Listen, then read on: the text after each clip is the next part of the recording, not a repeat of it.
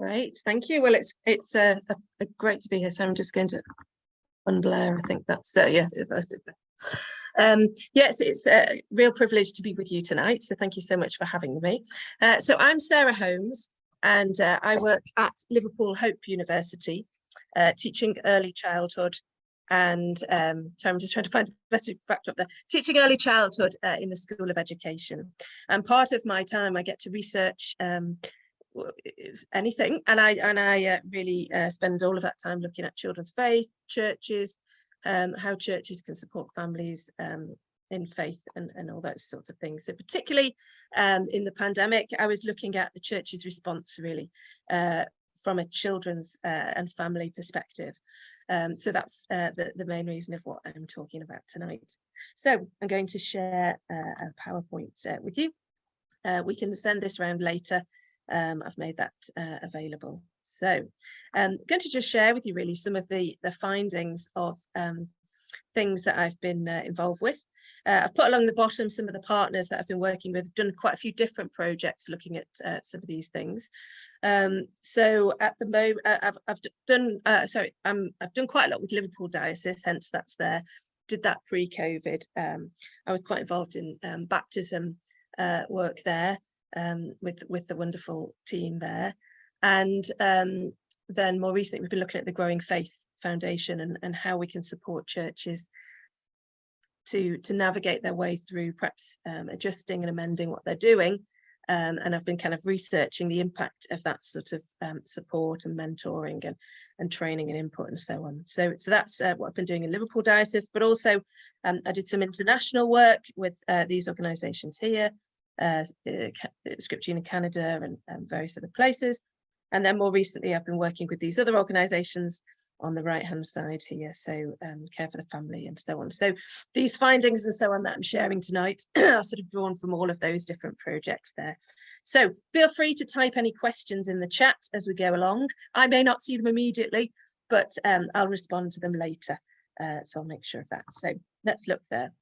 Got a picture of an X-ray there because I remember quite early on in the pandemic when we were all sort of not sure what was going on, and everything was all blowing up in the air and so on. And my colleague in the Netherlands said, well, the pandemic is just like an X-ray, and it's showing things that were there all along, but perhaps we were less aware of. It's just kind of heightened them. And I've sort of stuck with this image really in terms of seeing, you know, actually we can see perhaps in a bit of a more heightened way what's going on in churches in terms of what's going on in Christian families and families outside of the church as well, a bit more in a heightened way because of the pandemic. So so this is what I've been looking at. So first of all, I thought I'd share with you, these are some of what we have been hearing or what churches have been experiencing. So it'd be very interesting to hear. As I say, feel free to type into the chat any comments or questions on this. So this is what came out of a survey that we did across the whole of the UK, looking at sort of just as once we'd finished with all the lockdowns and things were starting to unlock a little bit. This is when we did the survey. And some churches were reporting improved relationships with families and an opportunity for greater focus on families. A very small number, and some were reporting minimal change, also, but there was a significant portion who were talking about negative impacts. This was when we, by the way, we didn't say, was it good or bad, the pandemic for you? We just said, what's been your experience? And we picked out what people were saying. And so a clear, you know, a substantial number, this quarter of churches really talked about a significantly negative impact. Some of the others said things were not great, but this was the significant negative impact. And they were talking a lot about a lack of energy, vision. Now, this thing of smaller teams, many people left teams that had existed before the pandemic and so on. There was a lot of, or a reduced engagement with families. Perhaps people were attending less often, and perhaps fewer families were attending. So this was what we were sort of hearing. But then on a separate question, it was really clear. 75% of churches said that what had been beneficial was relationships during all of the turbulence of the pandemic. And it was relationships amongst the church community that have been a good support. However, when we asked parents the same question, less than half of them agreed. And in fact, a third of parents said that the local church they didn't feel had been supported. And so what I'm trying to do now is to unpack and to tease through and to see what's the reason for that difference and that sort of clash, I guess, in terms of perhaps how things are being defined. Perhaps there's different definitions of support, perhaps different approaches of support, perhaps differences in what is perceived as support. So really interesting to start to see that there's perhaps just a bit of a difference in what is being experienced there. So, I'll just move on to the next slide. There we go. This was really interesting here. When we heard from church leaders, I should say, sorry, this wasn't only Church of England, this was open to all churches in the UK. 48% said that families now engage less than they did pre-pandemic, which is very striking. And I'm suspecting that many of you perhaps can resonate with that. So 26% felt it was similar, and 24% said that it had increased. And as we kind of looked into that further, we were finding people were still, well, some families had completely disappeared and just not returned after the pandemic, but some were dipping in and out and attending much less frequently than they had done previously. We asked about engagement with the local church, and again we see there that churches are very clearly saying, 40% saying it hadn't helped with engagement. But interestingly, 30% didn't know, 30% of the church leaders didn't know how the pandemic had impacted the attendance or the engagement of families in their church, which we found quite surprising, really, that such a substantial number would say they didn't know. And so I kind of want to unpack tonight, really, with all of you wonderful people, in each of your contexts, to try and think about how might some of these things apply, but more so to think about how could you perhaps use some of these things to perhaps aid others in reflecting on your own context, because every single context is completely different and very unique. And so what I want to do is to share some ideas, some thoughts, some questions that perhaps you can think about your own context and how it could perhaps do some quick and easy wins as such, and perhaps some things that may take a bit longer and a bit more time, and so on. So thinking about what families were saying, about half of the families who responded to our survey said that their main source of support was family and Christian friends, very much those informal structures. A small number said it was church. And so I think this thing of this question for us all to be pondering, and it's something I very much ponder in my own context at church as well, is what does support look like and what would families find helpful? And I think that it's a really tricky question, because if you say to families, well, what do you want from us? Often they don't know and perhaps can't verbalize. And so it's a tricky thing to navigate that. However, also at times they do explain some things. So I think what I'd encourage very much in these times where things are changing very much so, and still quite up in the air, is to be listening to families, to be in dialogue, to be talking. But I'll talk more about that in a few moments. Here we see this, how can we better support families? And we asked about what did families find helpful from churches? And 46% were saying that the relationships in church were the most beneficial thing during the pandemic.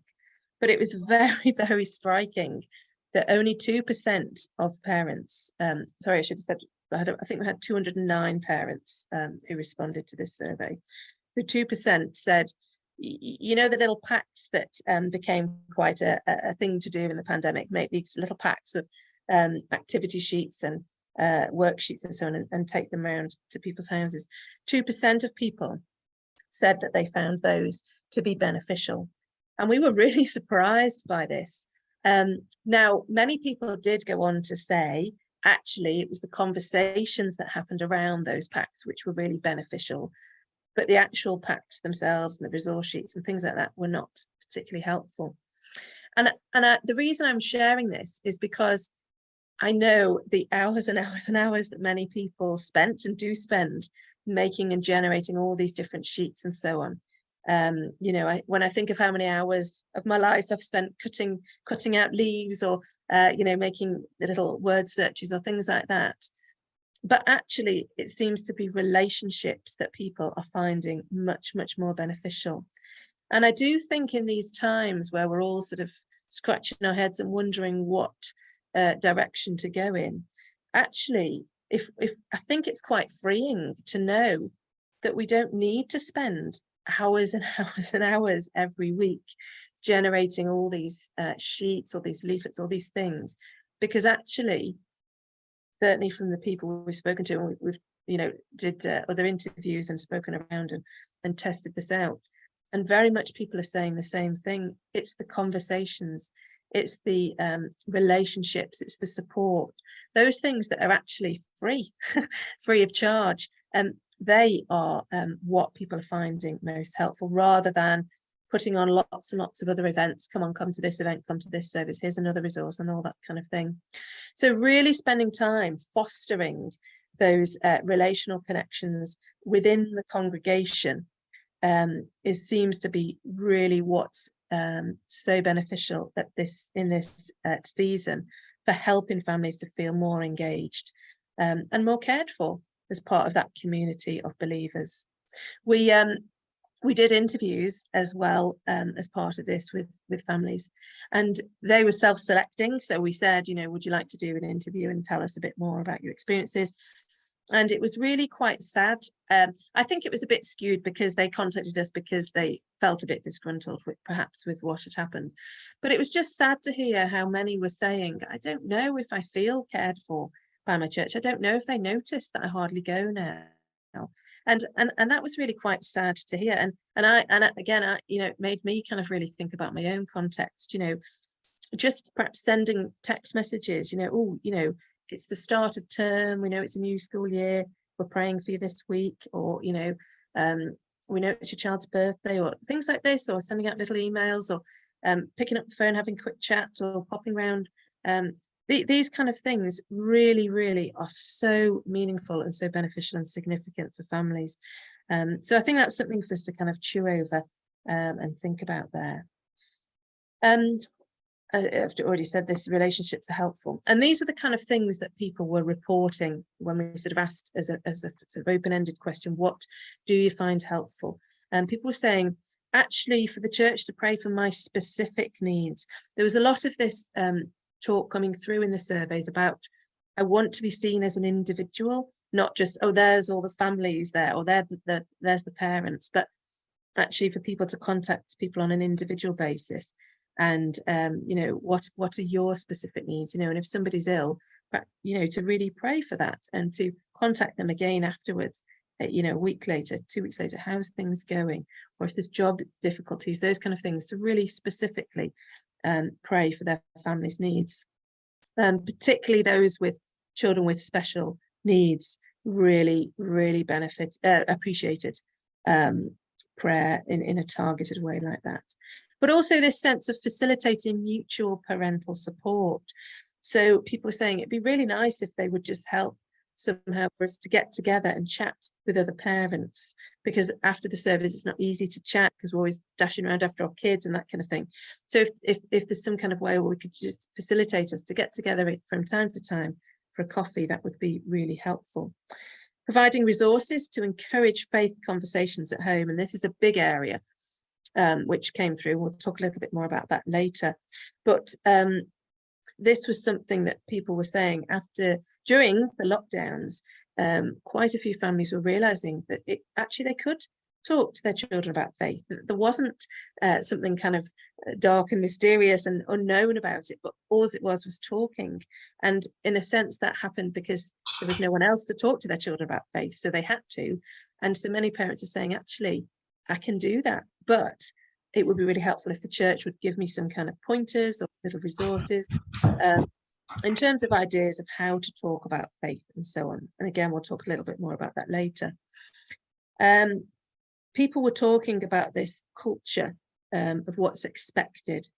So we didn't ask leading questions at all. It was very open, what do you want from your church? And many people were saying, I would really like there to be more of an understanding and awareness that we can do things at home with our children from a spiritual perspective. It doesn't have to all be happening at church. And I'd really like to have that much more of a dialogue happening. There was a lot of people talking about role modeling within congregations. So many people were saying about the value of intergenerational congregations and how it's really great. And that's what had been missed a lot when churches were not able to meet. That sense that their children could see older members of the congregation, different generations, and they could be role models for them. And actually people found that really beneficial, that mixing of the ages there. And also there was some comments about it'd be really great if somehow churches would facilitate like spiritual retreats for parents themselves, because they perhaps found it tricky to access church due to their children. So that kind of thing. So that's what people were saying they would find helpful from churches. And I think I've said most of that. So dialogue with parents. I think this is kind of something which is so important.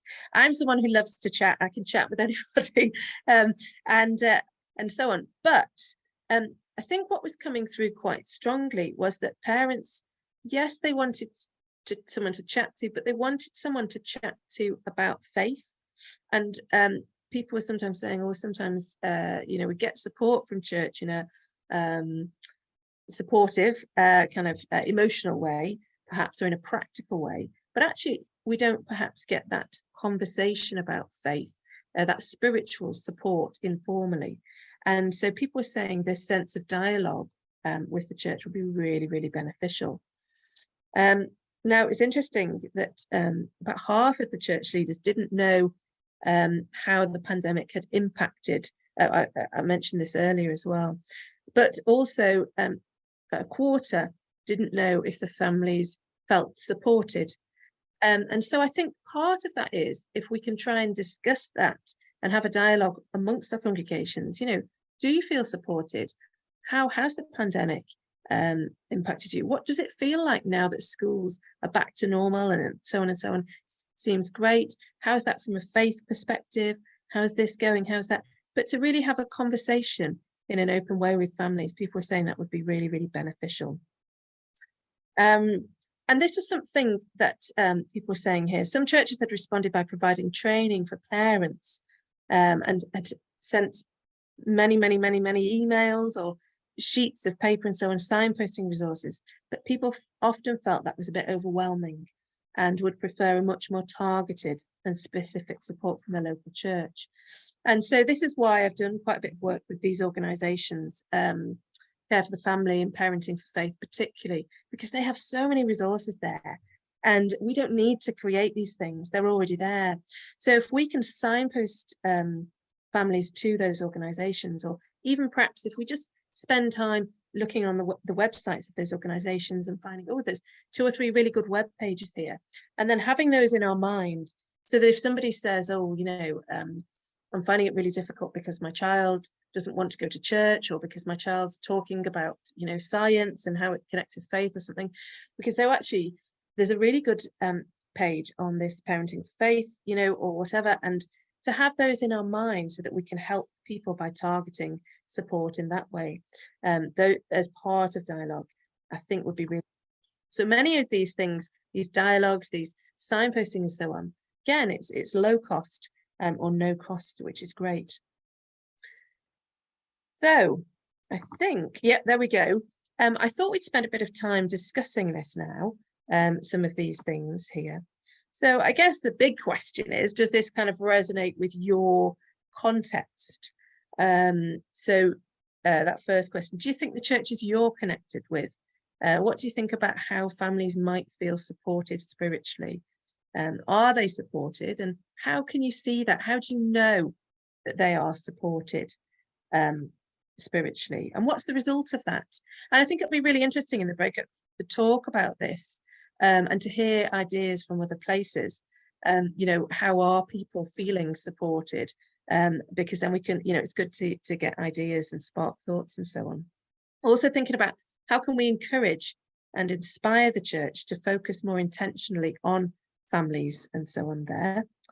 And what are your thoughts about this sense of where I've talked about relationships being really important and dialogue being really important, and perhaps less important than generating lots and lots of activity sheets or services, events, that kind of thing.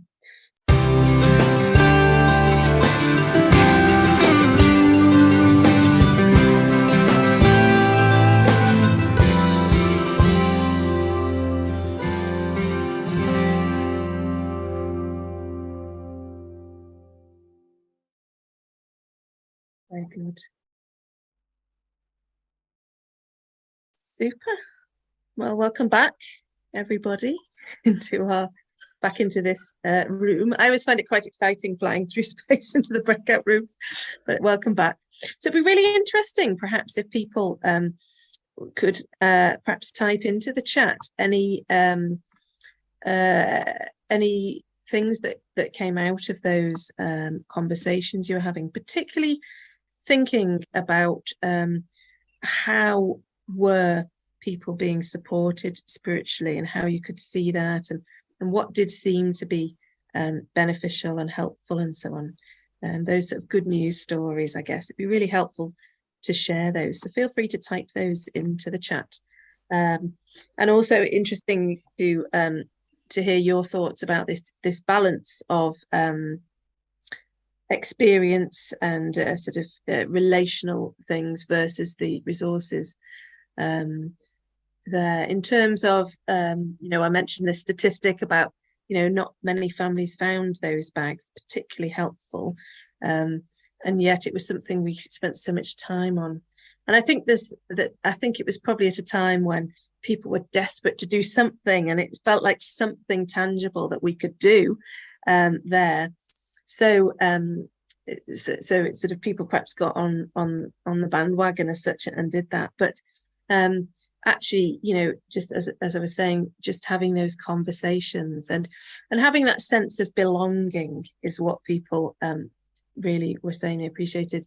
One of the things I was just saying there just before we started was that I have 4 children. Sorry, I didn't say that already. And when I attend church, it's very stressful, very difficult.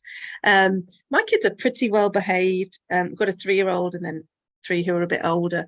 They're very well behaved, really, but still it's quite hard, you know, trying to keep the 3-year-old in some kind of place, but also, you know, the older ones want to go off and do their thing, or you know, perhaps they want to leave early, or they want to go and do this, want to do that, and it is quite stressful and difficult being there.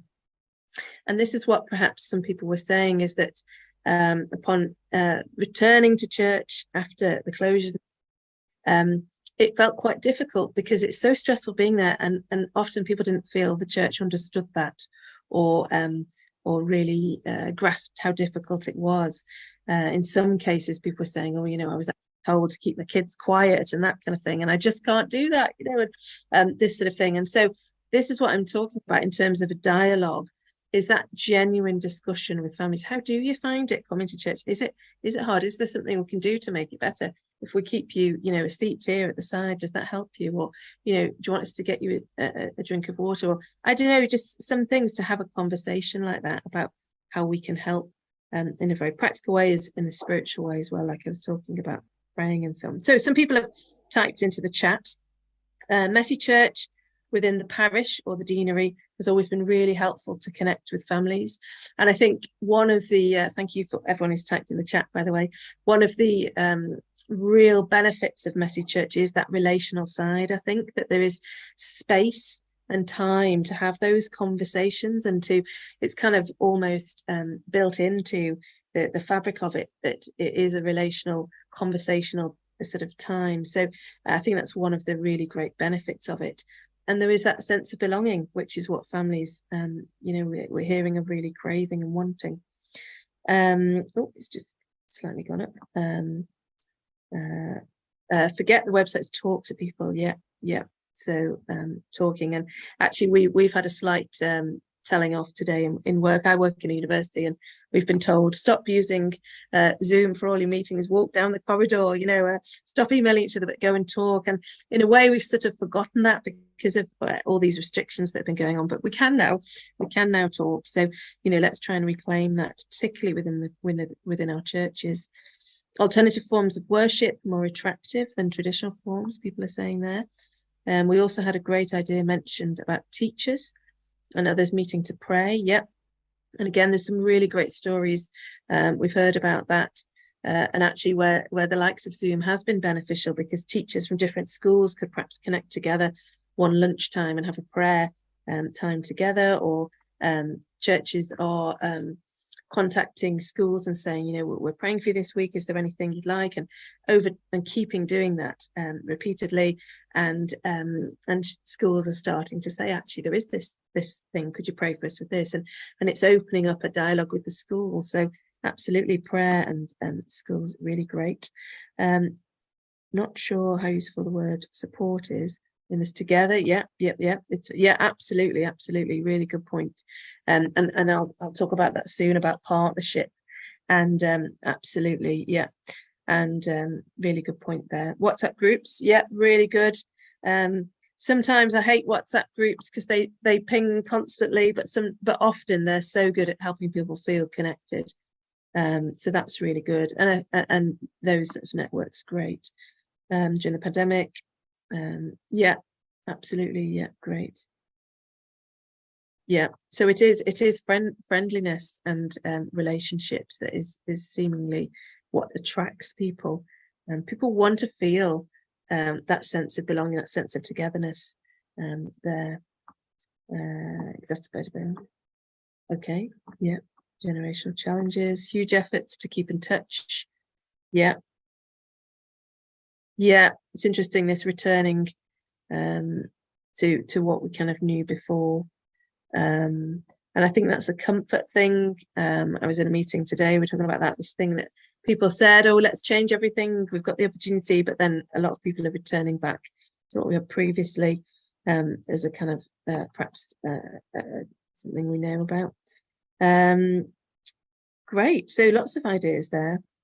Eating and praying together, and in fact, one really simple idea, I'll try and put the link in a moment. Care for the Family, the Kitchen Table Project, do something called I should have brought the leaflet here, the Scrumptious Faith-Filled Feast. And you can actually get these things free of charge. I got some the other day for myself. Look online. It's like when you go to a restaurant, if you have kids, they give you like a little table mat with activities on and so on, and to kind of keep your kids busy while you're eating. But they've made these table mat type things with activities on, all about faith. And so it's a really simple way to run an event for families. What you're saying there about eating, praying together, actually you can just get these packs delivered from Care for the Family free of charge, don't even charge postage, and give those out at the door, have some kind of food together, and it's a really easy way to have families and have some kind of light conversation about faith. And you could actually then tag on some kind of service if you wanted to, or you could just have it like that. So really great idea about eating and praying together. Connections with schools, great, super. So loads of things there, really helpful, thank you. Great, super. Different ideas, things about informal service and so on. Great, right, I'll stop reading the chat for now, but we'll have a look later. Thanks so much for sharing those thoughts. That's really, really helpful, really interesting. So just going to share the PowerPoint again. So just to carry on then, Here we go. There we are. Here we have some things about experiences of families. So we've kind of thought of perhaps a little bit from the church perspective, but this was in terms of kind of the feelings that families were reporting. And again, we didn't ask, you know, happy, sad, or whatever. We did it as open-ended sort of questions, and these words were very much coming through about significant numbers of families. So just to clarify, I think somebody had asked how we selected those participants in the survey. Somebody typed this to me in the chat.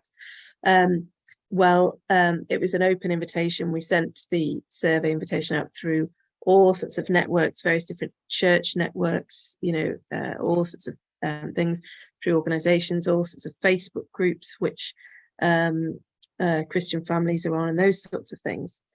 And so we knew that the people who replied were probably the slightly more connected families, because they were probably more likely to reply to the survey. But even of those families, 66% of them were saying they felt quite withdrawn, quite disconnected from church. But there were some really exciting things that we could see, because 42% said that even though they felt a little bit disconnected from church, it had actually increased and enriched their connections with church. And sorry, that's in terms of their faith at home. That should be, sorry, I've said that wrong. So 42% it had increased and enriched their faith at home that they were doing.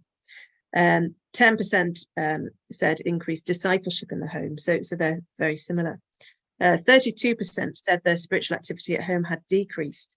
But it was really exciting for us to see this, that about half of the people were saying, actually, even though we're a little bit disconnected with church, we are able to do so much more at home. We're actually feeling much more spiritually involved and more spiritually active in terms of our family faith at home. And this was so exciting to hear about this. So I'll put some of the comments there at the bottom that people are saying.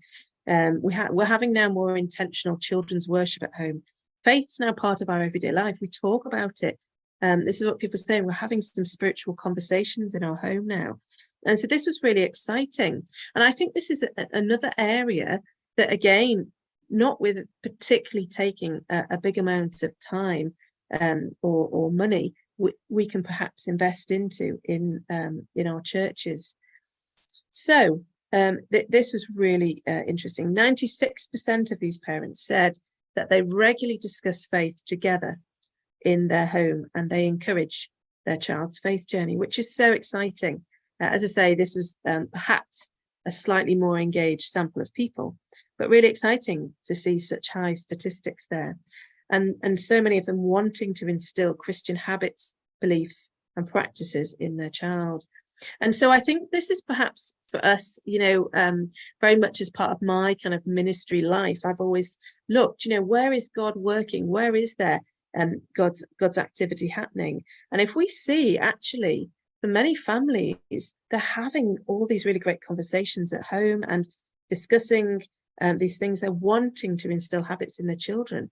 Then let's talk about those as churches. Let's say, how's it going? How can we help with that? Perhaps just giving a few little pointers and encouragement in that will actually be quite impactful on the faith of the onward generations. So we said to churches, what do you think Christian parents are wanting at the moment? And this is what people were saying. Churches were thinking they wanted reconnection with church, which seemed to match up with what parents were saying. But also they wanted support. They wanted encouragement to be valued and listened to. And also 26% saying they wanted support in growing faith in the home. But it was really interesting, this. So I think this is a pretty accurate thing when we match that up with what parents were saying. But it was so interesting, this final point here, that we had a quarter of the churches saying, we think parents are wanting support for faith at home, discussing faith at home with their children. But then when we looked through to say, what are these people doing? They weren't particularly doing that. So I think this is particularly, from a deanery sort of perspective, perhaps this is an area we can support support churches and local settings with, in terms of how can we try to help families, in terms of faith in the home and conversations and so on, because actually the impact that could have on the faith life and helping children and young people to continue to be active in faith is really quite marked. Now, this is an interesting slide. So, and we asked this question. I did some multinational research, then also some UK research, and it just showed pretty much exactly the same finding, which is really, really strongly that both churches and parents think it should be a partnership, which going back to that comment that somebody had put in the chat, it shouldn't just be about support, but it should be that togetherness. And this was showing that so clearly, so strongly. So the pie chart at the top there, that people were saying the church should not be the primary nurturer of faith, of a child's faith, but actually instead they should be supporting parents, reinforcing the nurture that parents are doing, and available for advice if needed. And then similarly in the UK, again, the stats are similar at the bottom. 91% of parents do not want the church to be the sole provider of their child's spiritual support. And church leaders agreed with this. They didn't think they should be the sole providers there. And parents wanting to work in this sense of partnership, church leaders wanting to work in a partnership. So this is really exciting because it shows that we're all on the same page and feeling this same thing. And so I guess my question then is, how does that translate into the ethos of our churches and the activity of our churches and the kind of the messages that we're giving? Because then when we looked at it, it didn't seem that particularly matched up with what was actually happening. And here we see, so this is a statistic here from Barna, which is an American piece of research. So we could say it applies only in America, but I think it's probably similar here. They found that 72% of church engaged parents were more likely to rely on the church for the faith development of their children than to be particularly proactive themselves. And also this thing that's 30%, only 30%, sorry, of the responses. I went through and really analysed and looked at them. What are people saying about partnership and being together? And there's not much talk of that in the, not much evidence of that in the surveys and the interviews and so on. And so I think this is, again, something, from a sort of a deanery's perspective, as we're sort of musing over how we can support churches, resource churches, and different contexts and so on, to think about this.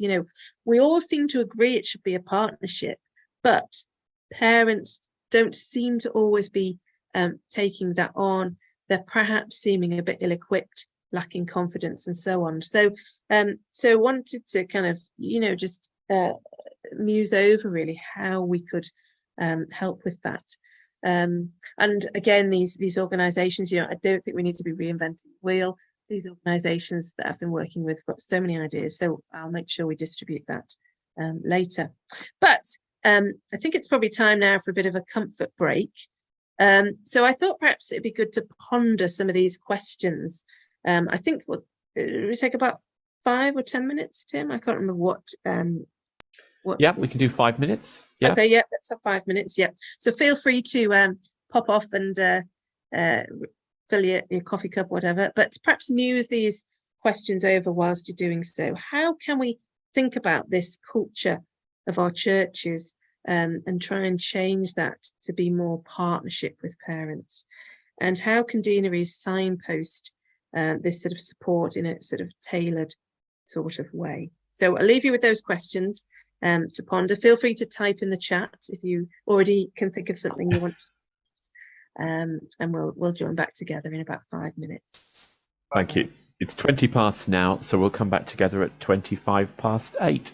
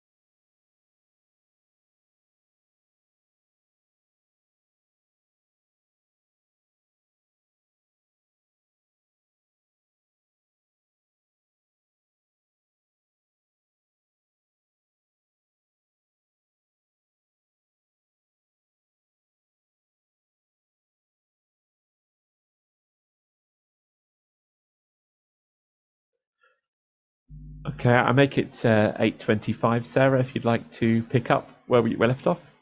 Yes, great, thank you.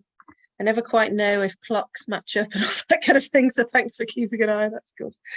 Very good. Great. So I think this question is a really tricky one, you know, how to change the ethos and the culture, because it's so deeply ingrained, and these patterns are so much, you know, where we've come to in time and so on. But I think it is a really key question for us, you know, as the church in this time that we're living in, is how can we try and create more a sense of being in partnership. And I think, you know, as I said earlier, you know, this sense of dialogue, just talking, just chatting. And I've got this sheet which we can send around later, and just some little discussion prompts or some little ideas of things, you know, perhaps how they could be conversation starters after the service, or perhaps, you know, to phone somebody up, or at the toddler group, or even, you know, ways that we could have conversations or talk about things during the service, or to have some of these conversations at PCC level. You know, perhaps, you know, thinking from a kind of deanery's perspective, you know, where are the conversations happening where we can just talk about this, you know, and chat together and say, how can we, in our context that we're working in, make parents feel more empowered, more listened to, and more valued. I remember when the schools closed and everything went all a bit crazy, and we were getting sent home all of these sheets about, you know, how to do maths, how to do English, all these things for my kids to do. And I kind of thought, well, actually, for one of my children particularly, it wasn't the right sort of thing. And actually, I knew that she struggled particularly with certain aspects of maths, for example. And I thought, well, why, when she's struggling with those fundamental things, am I going off teaching her these other things? She's not quite ready for that yet. But then other things were too easy. And I knew my child better at that moment in time than the teachers who were sort of sitting remotely in a classroom. And I think we often do that a little bit inadvertently as churches. We give off this impression that we know what all kids need spiritually, you know, and we don't need to listen to parents to where they're at.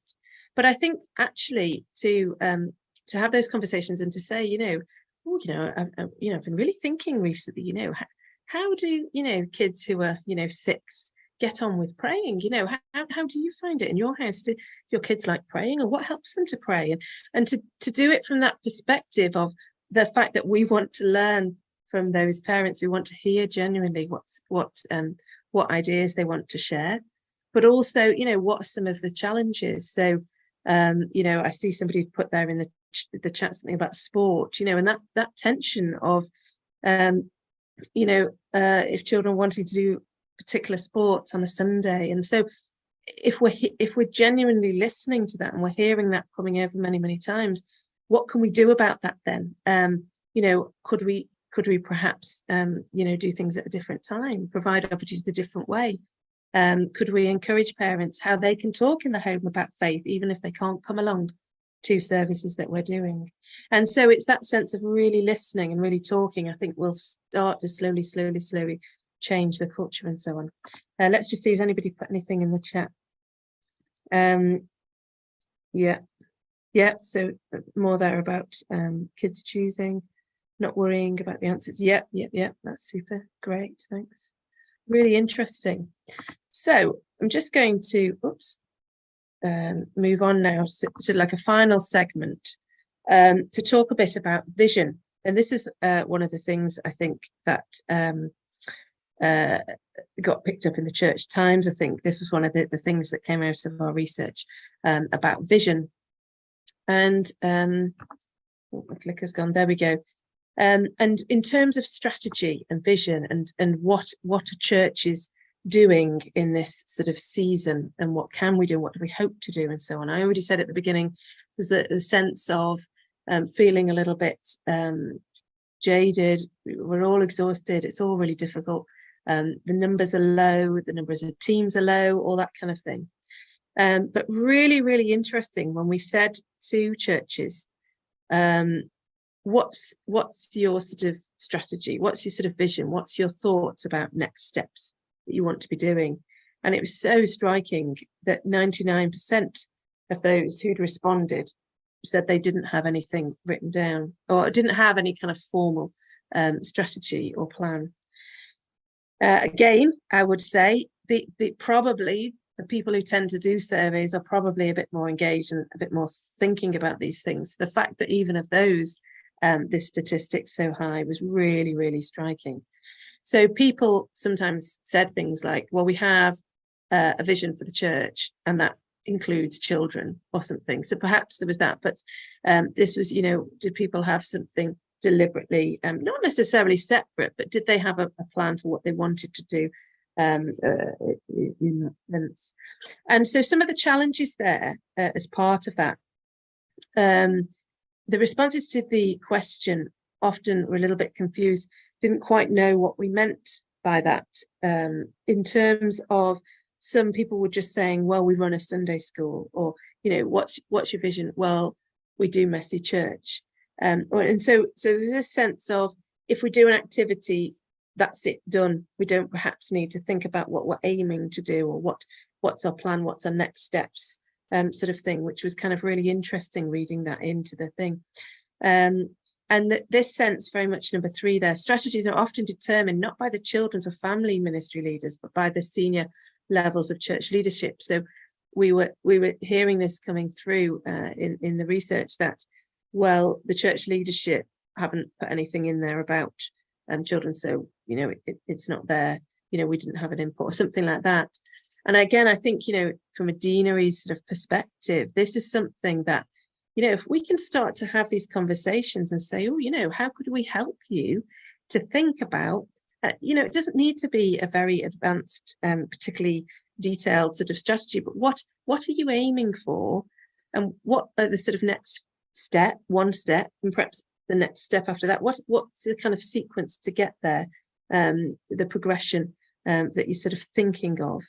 And so, I think, again, this is something that, if we can start to have these conversations, it will be really valuable. Children are often not consulted or included in deciding these as well. That was very clear. And then in terms of restrictions of this sort of thing of vision and strategy, as I've already been talking about, what are the spiritual needs of families in our context? So, I've done quite a lot of work with churches about this now, and trying to sort of look at what is helpful to help churches to set vision and strategy. And it just seems that often it's easier perhaps to skip that step of listening to people in our context, and rather to say, well, now I did hear of a church down the road that was doing a really effective messy church, so we'll do that, and that's our activity done. But it might be that in your context that's not as appropriate, because perhaps, I don't know, perhaps people don't like that sort of thing. Now, I'm not saying that, but we just don't know. Perhaps people are particularly sporty in your setting, and that would suit really well. Or perhaps a real outdoors session might suit. Or perhaps people want quite a reflective service. So actually listening to what's going on first, and then thinking, what therefore do we need, is really key. Perhaps it is that thing of, well, actually everybody's rushing off to go to football lessons on a Sunday at 10:30. So could you do something for families at 8:30, for example? I know of quite a few churches that are doing that sort of things, just a half-hour service, but particularly for families, make it really easy to access, pop in for half an hour, 45 minutes maybe, and then they can go off and do their things then. Are there things like that, if we listen to the needs of the families before we start off on our planning? But also, often we're so restricted, we restrict ourselves by what we know. So this thing about 10:30 on a Sunday, we don't have to be doing things at that time. Maybe it is early, perhaps it is at 5 o'clock on a Sunday, when people have done all these activities. And I've heard of churches who serve tea at 5 o'clock and have some sort of service around that, and that's really effective as well. Other people do things after school, perhaps for families, one night a week, and that works really well. But again, it very much depends on the context, because if in your context there's a lot of working families, then evenings aren't as good. But perhaps if people want children to go to things, that would be good in an evening. So really important to be listening to what's really going on in your context. Thinking then about the format, the people, the resources, who have we got? And perhaps, if there isn't a huge team, to be thinking then a bit, well, who do we have? And creating something from that. So I had a meeting last night, and we were trying to help a church who was saying, we hardly have anybody on our kids team, what should we do, and so on. And actually what we're doing is looking at doing something completely different. So still actually during the service on a Sunday, but for example, there's somebody who's really an artist really, but would never volunteer to join the kids team. But he's quite, very friendly and very arty, and he'd love to come along and do some art with the kids. So we're getting him to come along. We're going to try and see if we can do that once a month for him to come along and show the kids and get the kids and do this kind of thing, and ask him to talk about his faith while he's doing it. We're not going to have a whole great big program like we normally would, just that quite a simple agenda. Similarly, we've got a couple of blokes in the church who are really into outdoors and lighting fires and building dens, all that kind of thing. And so again, they just would not want to join our kids team, but we're going to ask them to come along sometimes and to do that and to share their faith and some of their story there. Equally, a scientist that we have again, and so we're trying to think, who are the people that we have, and how can we use those people to be kind of role models for the kids, rather than having to say you have to come and do this set program every single week. So who are the people you've got? What have you got? What are the resources there? Often we predetermine our aims. Perhaps our aims are that we just want to increase the Sunday morning numbers. But actually, and this is a shift in my mindset that I'm having to really consciously make, is that it's more important to me that many, many children and young people are getting closer to Jesus and developing their own faith, their own independent faith, and feeling stronger in faith. That's way more important to me than it is to have 100% attendance for 4 weeks in a row type of thing at church. And so it's back to this thing of how can we use faith in the home to sort of support people in that way. Needing a team, I've talked a bit about that, and using programs, ideas and resources. Again, often we just pick these up, and I mean, I've done this myself in the past. I think, well, this is a nice cover on this book, we'll use that resource, but I don't actually look at it and say, does this actually meet the needs? Is this helping with the aims that we're wanting? Is this part of our vision there? So really kind of starting with what's your aims, who are the people that are there? And I think if we, can, those of us in various roles of sort of leadership and so on, can try and help churches and contexts to think these questions through, I think it will make the work that's happening much more effective. So I see there's some things in the chat there, some ideas. So I'll have a look at those in a moment. But I think we've just got time to have a 5-minute breakout room there. So pretty much the question is, have you got any good examples, good news stories of this kind of thing? And, how can deaneries really be supporting churches to develop those strategies, those plans, thinking what their aims are, and that, and where can we see God working?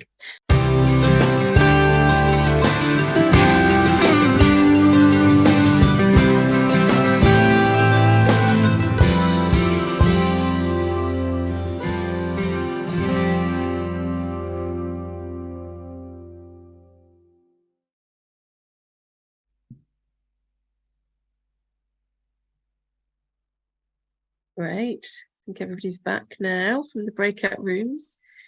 Hopefully you found those conversations helpful.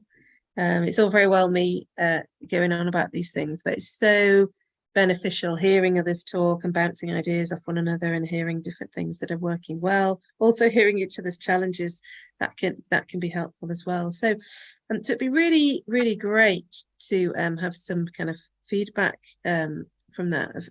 Again, any things that are working well, how we can work with churches to really help ask these questions about changing the culture, about this sense of working in partnership, but also this thing of how do we set a strategy or an aim, or what's our plans, sort of thing. So do type those in the chat, that'd be really great.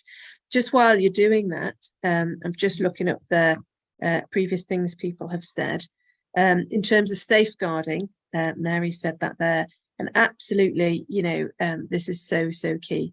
And again, last night I was having this very conversation about safeguarding, and the fact is we do need to keep our children and young people safe, and so I do ask people to, I'm the safeguarding lead in my context, and I do ask people to do a DBS check.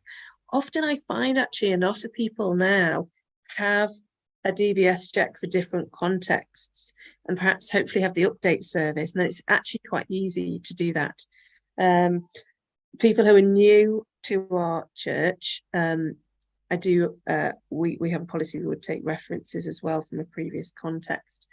And so I suppose if it's people who've been in the church a long time and we know them well, then we can easily arrange references within the church. But I think absolutely we need to be doing that. The other thing is, as well, you can have visitors into a setting. I think so. Again, within our policy, we would do this. So long as there are two or the appropriate number of adults there supervising the children, if we have a visitor in who isn't vetted, we'd have parameters around that. So they wouldn't be on their own with children, they wouldn't take the children to the toilet, and those sorts of things. So we could have visitors coming in that way, if people are not vetted and so on. So they're just some thoughts about safeguarding. Do we want to lead this into a question and answer time? Would that as part of this, John, or how do you think that would be helpful? Yeah, I think it would actually. I mean, there are one or two interesting ones there. Whether Adrian Greenwood could give us an idea about what Bubble Church is about, that'd be an interesting one. Mm-hmm. Martin, are you going to chair this bit? Happy to do that. Yes, you want to put something in your chat room, and I'll pick people out to get some questions. There's something already coming in now. Adrian speaking. I don't know too much about Bubble Church, but it involves puppets and people sitting. The bubble that is an area that they sit within. So you need an open plan church. But I think it's well publicised and well advertised on the Ascension Balham. My fellow Southwarking person, Bex Chapman, may be able to say a bit more, putting you on the spot, Bex. Yeah, so it is based at Ascension Church Balham. Interestingly, it was started during COVID, so it involves basically sort of socially distanced church. So the kids literally go and sit on little carpets, I think, at Ascension that look like bubbles, which is quite fun. So you do church as a family unit, but it's led from the front. It's quite short, as Adrian said. Puppets feature quite strongly, and they've seen some really great results, so much so that I believe Southwark's been given £250,000 to roll it out over 5 more congregations over the next couple of years, I think, if that helps. But yeah, Adrian's right, there's lots about it online, and there's a couple of links now in the chat if anyone wants to have a look. So there's a good question here coming from Christine McMullen about that. I wonder whether, Christine, would you like to come in? Or Sarah, you see that in the chat room about areas where families are struggling emotionally? Thank you. We just do find it very difficult that the concept of families with mothers and fathers and children who are sitting at tables for meals every day isn't part of how many people in this area live.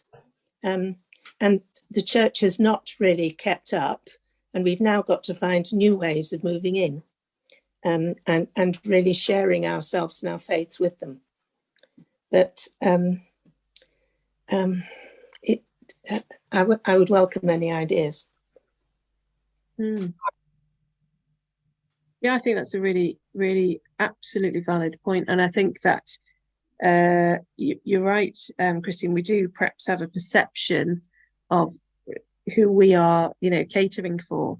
And again, it's very much, again, this dialogue thing, chatting and saying, what would you find helpful? Would you find it helpful to allow, have a meal together, as and so on, at church, to have a meal? And actually, for some people, that, to have a nutritious, lovely warm meal cooked for their family, and lots of families sitting together type thing, actually that can be so impactful.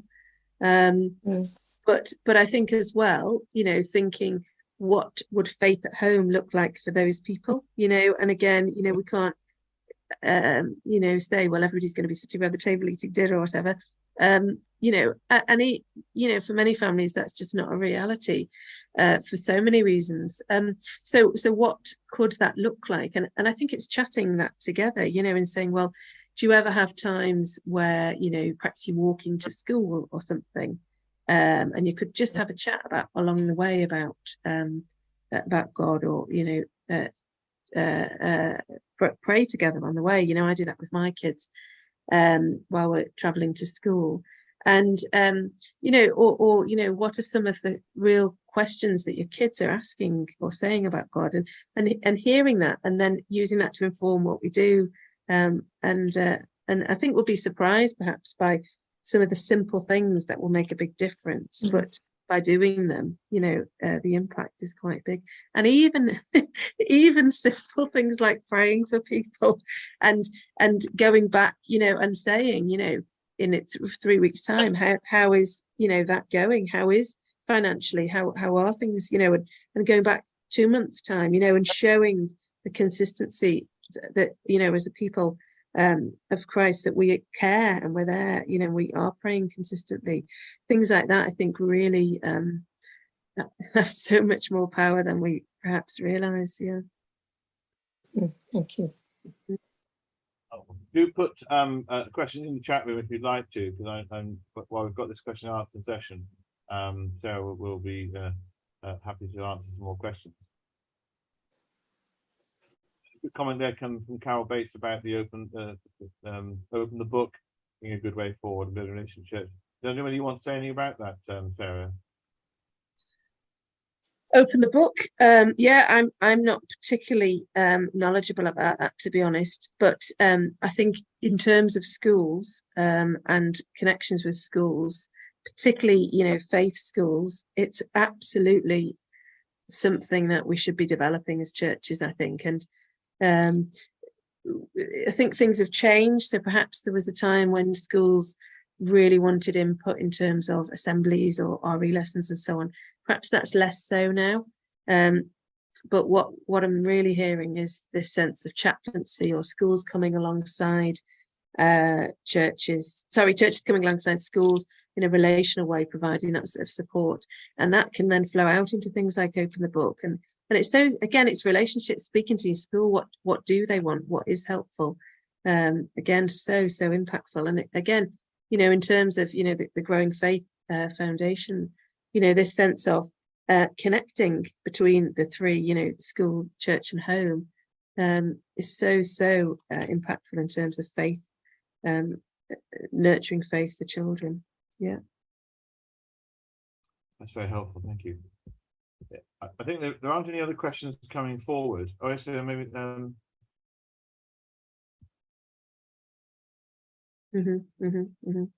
yeah, you can make a difference. Yeah.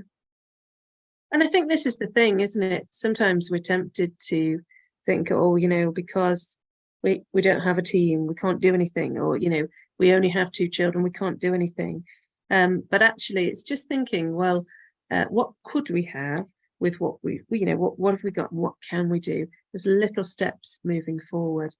And I think this thing of empowering parents and equipping parents and having those conversations actually is way more impactful than what we think. Actually, just something I hadn't mentioned yet, doing a research project from January onwards, working with the Growing Faith Foundation, they're funding it, about empowering parents. And we're looking for, I think it's about 15 churches who want to join this research project. And basically, they need to be churches who want to deliberately empower parents in their context. And we'll provide sort of some training, some discussion ideas and activities and resources and all this kind of thing to help you as a church to do that. And then we'll sort of track through and observe and speak to people, you know, what's the impact of that? Because we have this hunch that if we can empower parents in this way, it will be quite impactful. So if that's something that interests you in your context, do get in touch with me, and you know, we can chat about that. Yeah. Julie makes a good point there about the Key Stage 3 drop-off. Do you want to speak to that, Sarah? It's more from a youth point of view. We are struggling with Key Stage 3 drop-off. What's that in terms of? Do you know? I'm wondering if that's Julie from Christchurch wants to pick up on that. Yeah, we've since going back after pandemic, the children's church is slowly growing. We've been doing messy church once a month, and we now have quite a lot of families coming regularly, but I can't get my youth group, I can't get the Key Stage 1 sort of people through the door, and just wondered if there was any magic trick that might help. So this is to sort of encourage the young people to be attending more, is that? Yeah. I think again that one of the biggest things that people of that age want is this thing of belonging again. You know, it's that, and you know, it's lovely to see a few young people together who just really click. But the hard thing is, if that you don't have that, you know, and if you don't have that sense of cohesion, then it's hard to connect. But one thing I've heard of people doing is having perhaps sort of like a buddy sort of system. Again, you know, we need to think of safeguarding, of course, but you know, even just meeting up with one of the young people or a couple of the young people and saying, oh, should we go and, you know, get an ice cream or something, go for a quick walk and have a chat, and try and build relationships that way, and slowly over time, you know, to be sort of increasing that. And you know, and I think as those relationships develop, then they're more likely to want to be there, but also perhaps to ask them why they're not coming. You know, what is the reason? Maybe it's because they don't want to get out of bed in the morning. Maybe it's because they don't like whatever is happening. You know, what's the reason, and what would they come to? You know, so perhaps they would come to, I don't know, well, you know, let's find out. But you know, perhaps people want to sort of sit round and have a chill out time with a bag of crisps or something, whereas they don't want to jump around doing loads of action songs, or you know. So I think, you know, if people aren't coming and it's a struggle, we need to just ask them why and talk about what do they like doing, and perhaps they don't know what they'd like to do at church, but we could find out what do they like doing in the rest of their lives. You know, what do they like about school, what do they like about the, you know, netball club they go to, or the you know, Minecraft club, or what is it that they're doing, and how can we then use that to inform the things that we're doing as well. So that would be my sort of thoughts on that. Thank you. I mean, Tokes was putting about playing football for choir practice. We're just doing a musical with Oliver and got 60-odd kids in church involved in it. So all sorts of things which are this time not necessarily churchy things, but in ways in which you draw people, draw the actors into buildings and make them feel that. So thank you very much indeed, and ladies and gentlemen, for everyone for your comments. It is about 9 o'clock, and I promise to be a good boy and make sure I keep timings up together. So we normally come there. So is there anything else you want to say before we sort of draw ourselves to a close? No, just to encourage people. You know, I think actually anything that people do to reach out to kids and young people and families, any minutes of time that people give is just impactful in some way. So just to encourage people that even tiny bits that you can do is really impactful for the kingdom. So well done, and keep on and keep it on with what you're doing. Yeah.